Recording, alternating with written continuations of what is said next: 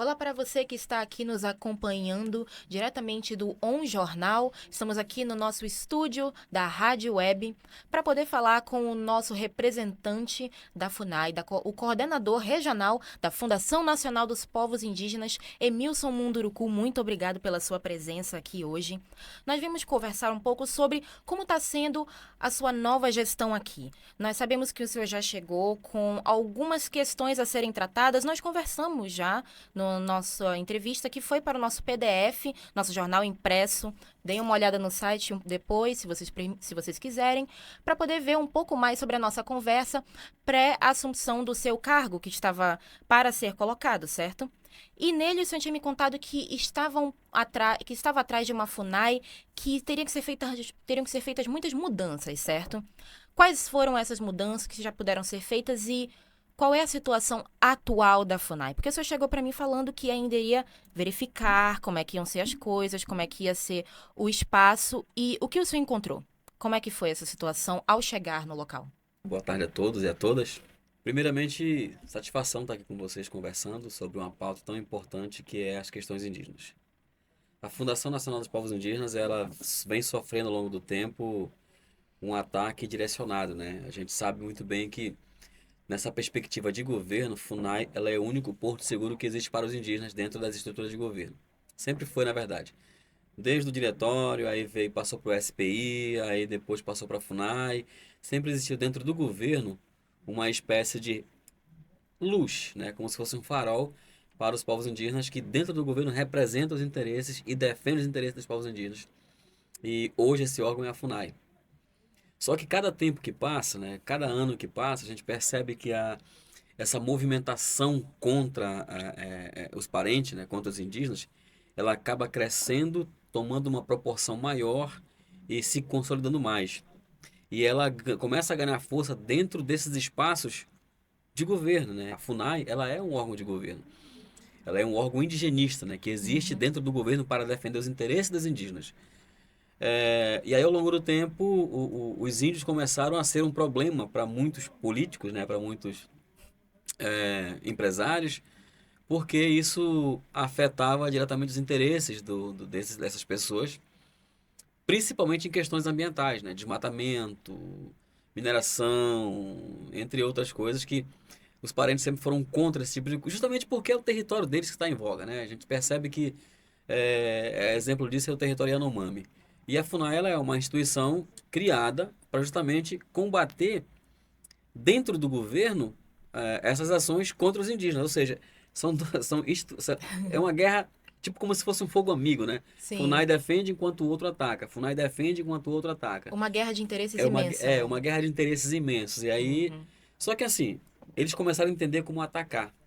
Como é que pode atacar, né? A gente vai minar a base de defesa dos outros, né? E aí, qual é a melhor forma de destruir uma estrutura de governo dessa? É você desidratar ela. Você vai, não faz mais concurso, você retira certas prerrogativas, você diminui. Aí o tempo passa, né? Vai se aposentando, a galera vai ficando fragilizado, vai ficando esvaziado. Hoje o FUNAI está esvaziada, né? Nós temos com dificuldade até para mudar de prédio. Então, assim, mas nós estamos começando a trabalhar nisso, né? Porque a gente acredita que é um novo momento. A gente vai aproveitar esses 4 anos do governo Lula o máximo que puder, porque ele abriu para o diálogo, né? Tanto é que nós temos os gestores hoje de todas as CRs, em sua grande maioria no Brasil é indígena, de todos os D6, em sua grande maioria é indígena, uma ministra dos povos indígenas que é indígena, uma presidenta da FUNAI que é indígena, então a gente acredita muito que esse é um novo momento. Então, mais especificamente na FUNAI Manaus, eu estou reestruturando a FUNAI com o que eu tenho, né, Uhum. de equipe, tentando colocar uma galera que vai me dar resposta, né, montando minha equipe de gestão. Claro, tem a morosidade do sistema, né? Todos os que eu nomeei para ser chefe de setores ainda não saiu nomeação porque Brasília está seguindo todos os trâmites e esses trâmites é moroso demais, que aí isso acaba retardando nossas ações aqui, Burocracia. burocracia, né? E aí a gente acaba que às vezes ficando de braços cruzados porque não tem muito o que fazer a não ser aguardar essa burocracia de Brasília para que as coisas aconteçam. Mas estamos caminhando, né? Nessas situações de caminhar, a gente sabe que, bom, burocracia é aquilo que também já foi conversado sobre como algumas coisas elas dependem de posicionamentos de outros que são estruturas muito antigas. Como é que se encontram essas estruturas atuais? Já que o senhor mesmo falou, a maioria das coordenadorias agora são geridas por indígenas, é um governo feito por indígenas, para indígenas, que protegem os indígenas. Os Com essa interesses nova dos indígenas. mudança de cenário, como é que está o otimismo para essas mudanças, para essas atualizações? Foi aquilo que eu falei agora há pouco, né? Na verdade, nós estamos criando uma expectativa muito forte e muito boa. Uhum, Porque nós tivemos uma ATL, que é o Acampamento Terra Livre, em Brasília. Nesse ATL, o presidente Lula esteve presente, né? Conversou, falou de demarcações que irão acontecer e que já aconteceram, inclusive assinou algumas demarcações lá. Então a expectativa, considerando o governo passado, a expectativa atual é a melhor possível, né? Que a gente tem para acreditar nesses avanços. Primeiro porque a FUNAI, ela nesse modelo de gestão agora, valorizando os povos indígenas, né? Nos dando essa oportunidade para também gestar, a gente acredita que a FUNAI ela se aproxima mais daquilo e para aquilo que ela foi criada, né? Ela foi uhum. criada para quê? Para defender os interesses dos povos indígenas. Quem mais conhece desses interesses? Os próprios índios. Então, eles na gestão, eu acredito muito que dá para fazer um trabalho melhor. As questões de garimpos, terras ilegais, a gente sabe que isso está sempre colocado em pauta, assunto de cenário mundial, por conta das questões ambientais, os problemas que a gente tem com o meio ambiente, com a nossa Amazônia, está se tornando um problema cada vez mais grave. No entanto, saiu recentemente, se eu não me engano, foi ainda semana passada, que as terras Yanomami estão sem sem focos, notícias ou denúncias de garimpo ilegal por 3 dias consecutivos, o que é um recorde considerando o período anterior. A gente consegue atribuir isso a essa nova demanda que foi dada pelo governo Lula, porque a gente sabe, como o senhor mesmo acabou de falar, que há novos investimentos, coisas que não estavam sendo feitas, Uhum. tanto no governo anterior quanto pelos últimos 8 anos, eu diria. A gente pode atribuir a esse novo incentivo que está sendo dado de proteção ambiental e proteção indígena? Você imagina que se não tivesse esse incentivo a partir do governo federal, como é que não estaria, né? Uhum. Você olha no mapa a terra Yanomami, você olha, eles fizeram uma imagem de cima, né? De cima para baixo, e você olha no mapa e tem uma região que é bem interessante, assim, é bem marcante a imagem, que parece um golpe de machado ou de terçado, um golpe na carne, parece um corte na carne, né? Uhum. Você vê a terra rachada assim pela ação do garimpo e você vê aquilo vermelho ao redor. É uma imagem muito impactante. Quem apresentou foi acho que o filho do Davi Copenau, né, que apresentou num evento que nós estávamos fazendo parte. Eu achei aquilo assim de uma tristeza gigante essa imagem. Então assim, você imagina que se nesse governo não houvesse uma força-tarefa, não houvesse uma negociação, porque o Lula é um negociador de natureza, Sim. uma negociação para que o próprio Estado brasileiro consiga frear ou pelo menos amenizar esses ilícitos ambientais, eu não sei o que seria do planeta, né? Porque Uhum. eu acho incrível isso, como é que o ser humano é. Essa questão ambiental, ela não é uma necessidade única dos índios, né, dos povos indígenas. Essa questão ambiental, ela é um problema de humanidade, pô. O dia que o ar se lascar, o dia que a gente não tiver mais oxigênio, não é só a gente que vai morrer, não. É todo mundo. Uhum. O dia que a nossa água não tiver mais potável, não é só nós que vamos ficar lascados, não. É todo mundo. E aí eu não entendo por que o homem não indígena, ele continua com essa sede de ganância pelo poder, pelo ouro, a ponto de sacrificar o próprio futuro da humanidade. E a gente sabe também que temos alguns retrocessos em relação a esses direitos. Uhum. E imagina, você mesmo falou, se a gente não tivesse o apoio atual do governo federal, como é que não estaria? Um desses retrocessos é a questão do marco temporal aprovado. Como é que está sendo esse trâmite agora e essa discussão dentro não só dos DCIs, principalmente no DCI local, mas dentro das movimentações, dos movimentos e das militâncias indígenas? Não só pelo marco temporal, mas também pelas diminuições de poder do Ministério dos Povos Indígenas. Ainda com toda a questão que a gente tem, a gente sabe desses retrocessos e como isso Pra, está sendo discutido. pra você ver como é que é as coisas, né? FUNAI era um órgão extremamente forte, com poder de polícia e tudo mais. E aí, o Uhum, que que essa galera aí, do contrário, fez? Desidratou a FUNAI, né? uhum, Esvaziou, tirou prerrogativas. O Ministério começa a se organizar, começa a caminhar, começa a criar massa muscular e tal, para ir para o embate. O que que essa galera faz? Tira a competência do MPE, do Ministério, do MPI, né? Uhum. Então, sempre vai ser essa relação, essa briga de poder. Aliás, essa briga, essa correlação de força, né? Uhum. A gente se organiza aqui, eles vão lá e fragiliza. A gente se organiza aqui, eles vão lá e fragiliza. A gente se organiza aqui, vai lá e fragiliza. Então, nós estamos tentando construir numa outra perspectiva agora, que é nos blindar agora não mais, não somente de fora, mas nos blindar lá dentro. Eu acredito muito que nos próximos 10 anos a gente possa estar com aproximadamente uns 10 a 15 deputados federais defendendo nossos interesses. Porque não é possível que a população indígena não reflita sobre isso. Tudo acontece dentro do local onde eles criam as leis. Dentro das câmaras de deputados federais, estaduais, Senado e tudo mais. Enquanto a gente não ocupar esses espaços, a gente vai continuar sendo atacado, porque assim, o marco temporal, ele é só uma nomenclatura nova, mas sempre existiu essa medida provisória Isso para é tentar verdade. lascar a gente. Redução territorial. Existe um grupo de políticos dentro da própria Câmara dos Deputados que defende os interesses dos ruralistas. E os ruralistas, eles estão em rota de colisão constante com os povos indígenas. Porque a gente defende a floresta em pé. Porque para nós é importante. A gente respira, a gente come, a gente bebe. Eu costumo dizer que a própria floresta em pé, ela é resultado da mão de obra dos nossos ancestrais, Uhum. né? O que que é isso, né? As terras pretas, o que que é? Nada mais é? Resquício dos povos indígenas. Sim. Para além dessa força de mão de obra, a floresta ela nos proporciona a alimentação, a saúde, a saúde mental, a espiritualidade, entendeu? Uma série de coisas que nós precisamos para estar aqui, né, no planeta. E para o capital, né, que é defendido pelos políticos que defendem, que é a bancada dos ruralistas, para eles, a floresta ela é um empecilho, né? Tu já imaginou, você respira oxigênio, pô, tu não respira fumaça, não. Então, quem é que produz o oxigênio? Hoje são as árvores, sempre foi as árvores, né?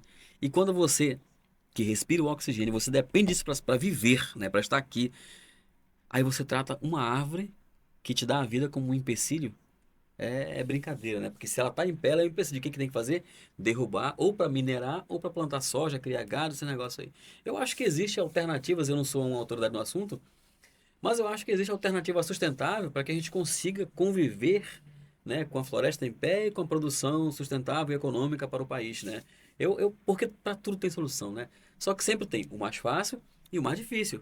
O que que é o mais fácil hoje? É você derrubar a floresta e transformar tudo isso numa grande zona de produção agrícola, carne, boi, soja e tudo mais. A solução mais difícil, que é a sustentável, né, que respeita todas essas nuances, ela dá mais trabalho, né? Ela tem mais gasto, né, que você vai pensar alternativas sustentáveis de criar, né, de produzir sem precisar agredir o meio ambiente. Mas o ser humano sempre prima pelo mais fácil, e o mais fácil sempre é mais complicado. Sim. Prima-se pelo que pelo que tem menos afeto à terra, né? Infelizmente. E sobre essa questão dos apoios. Agora a gente tem algumas bancadas que estão vindo com um apoio maior. Como é que tá essa questão do apoio agora? Você falou que daqui a 10 anos espera-se uma maioria que possa apoiar os indígenas e serem indígenas para essa proteção. Mas e agora, como é que tá o nosso apoio no Congresso? Olha, nós temos ainda alguns aliados, né? Eu não posso aqui generalizar, né? Uhum. Eu não posso aqui falar que dentro do Congresso Nacional, lá na Câmara dos Deputados, lá no Senado, na Assembleia Legislativa do Estado, nas câmaras de vereadores, que é só gente anti-indígena. Não é. Eu estaria sendo completamente leviano se eu afirmasse isso. É bem verdade que uma grande maioria é sim contra os povos indígenas. Uhum. Mas não é todo mundo, né? É, ao longo do histórico do movimento indígena, tivemos políticos que nos ajudou, né? Que nos estendeu a mão. Por mais que esteja num partido que tem uma relação meio polêmica com os povos indígenas, e que nesses partidos, grande parte dos que estão lá defende os interesses do capital, né, dos ruralistas e tudo mais. Mas, por exemplo, a gente pode fazer uma análise do senador Eduardo Braga, né? O senador Eduardo está no MDB que é um partido que a gente percebe que em outros estados não tem uma relação tão próxima com os indígenas. Mas no Amazonas o senador sempre dialogou com os índios, né, com os parentes. Eu lembro que na época da COIAB, o diálogo entre COIAB e o governo estadual era muito forte, né? O governador era o senador Eduardo Braga, né? Então, são situações que a gente não pode também deixar de mencionar, porque a gente às vezes só ataca e não reconhece o outro lado, né? Nessa questão da própria nomeação da CR, claro, eu não estou aqui dizendo que foi exclusivamente por parte do governo ou dos políticos. Claro, o movimento indígena teve uma força gigante para manter o meu nome na fila, né? Uhum. Porque chegava outros, e aí é interessante, é também essa relação de força. Chegava outros partidos e outros políticos, tira o nome do Emilson daí e bota fulano. Uhum. O movimento ia lá, chegava lá, estava fora.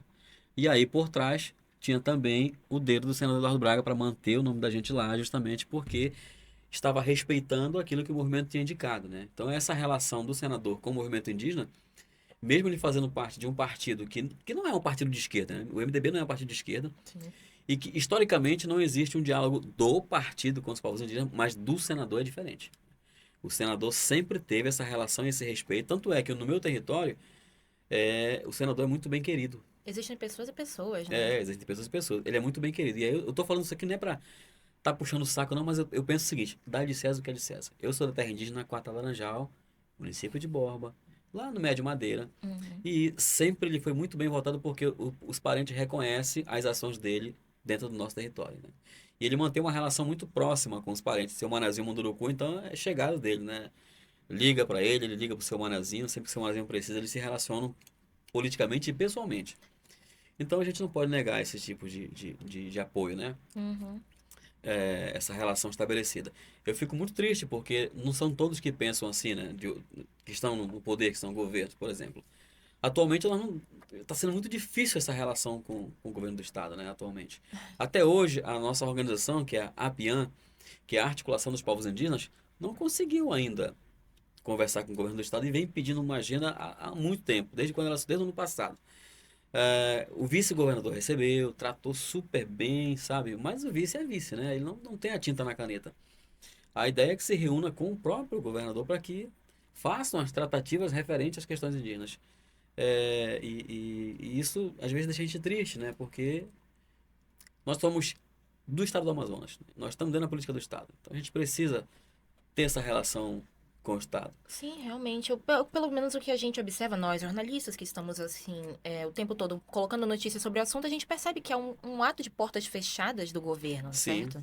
E é interessante que esse era um ato, e aí mais uma vez, né, a gente ressalta isso. Um dos governos e aí eu falo a partir da minha memória, né? Uhum.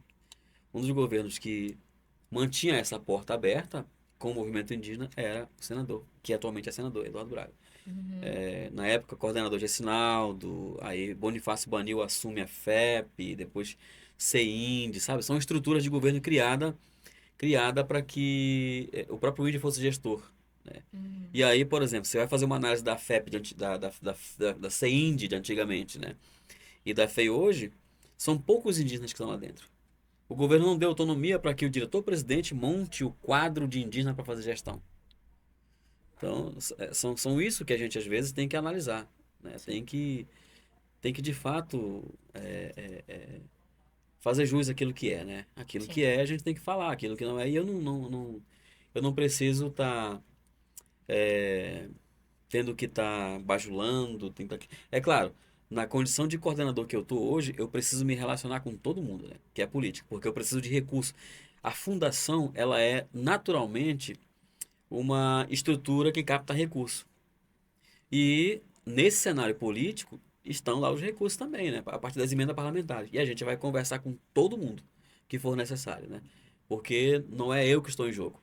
Eu sou professor, eu sou pedagogo, eu sou antropólogo, eu sou mestre, e um mestre pelo Estado como professor ganha bem, né? Relativamente bem. Para mim, no meu padrão de vida lá da minha aldeia, eu ganho bem. Uhum. Um mestre no Estado hoje recebe cerca de 8 9 mil reais. Mano, eu com 9 mil na aldeia, eu sou marajá, porque o meu custo de vida é baixo, Sim. né? Mas e os parentes que não tem como se defender, né? O meu território é demarcado, mas e dos que não são? né? Então a gente assume essa responsabilidade e vai ter que negociar com Deus e com o diabo se for necessário, defendendo os interesses dos povos indígenas, sempre. Atualmente, no nosso cenário governamental, pessoas que antigamente não tinham defesa, não tinham voz, agora podem trazer essa voz para nós. Eu espero que todas as parcelas da sociedade, todas as minorias tenham essa oportunidade de se defenderem, se mostrarem e se governarem. Eu acho isso muito interessante. E acho excelente que o senhor esteja agora também nessa frente para o nosso Estado, para trazer essa defesa dos povos indígenas que tanto precisam e que tanto merecem esse destaque. Para mim, isso é muito importante.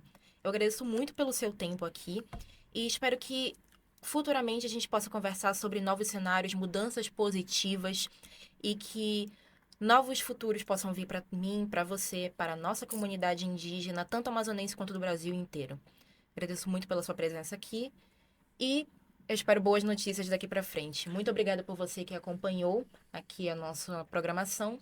E fiquem com outros podcasts. Aproveitem para também ler a nossa entrevista que veio pouco antes da assunção de Emilson Munduruku com a Coordenadoria Regional dos Povos Indígenas. Eu espero que você tenha gostado. Acompanhe as nossas redes sociais. Fique ligado, fique on.